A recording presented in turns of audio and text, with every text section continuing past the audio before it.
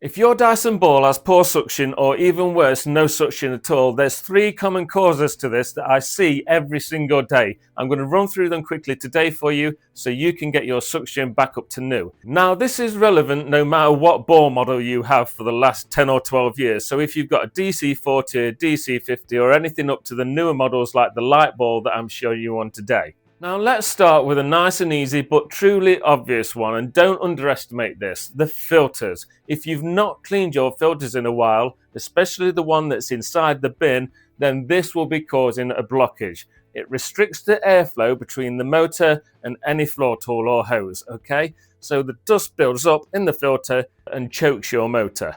So if you've not cleaned them in a while, go away and clean them, make sure they're fully dry afterwards, or even better, buy yourself a new set of filters. The next common one is the internal hose. Now this is underneath the vacuum cleaner as such, and it's got a red plastic end, so you should be able to spot it nice and easy. If this splits, it stops the suction totally to the floor tool. You might still get brilliant suction through your actual handle, but when you tilt it and go to vacuum your carpets, it's not going to pick up anything. If yours is split, they're really quite easy to replace and they're not expensive either. I also have a video showing you exactly how to do it, which is in the top corner now.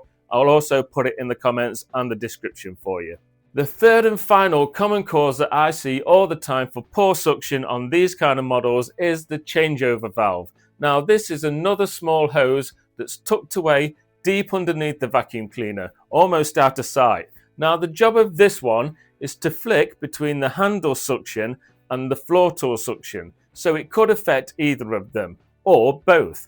Now if it's not split, you may find that it's not flicking over like it should do. So a very common cause of this is if you vacuum cleaned a pen up through the handle and it goes down into this hose and then it just locks it basically, so you're not getting suction and you're kind of not tilting right either. So check that for any blockages or obvious splits. Now they're not the easiest thing in the world to change, but my step-by-step video will hopefully make it much better for you, and that's available on this video here. So click that if that's the hose that you need to change. If it's the other hose that I was talking about earlier, you can find out how to change that one on this video here. As always, if you have any questions, please put them in the comments below.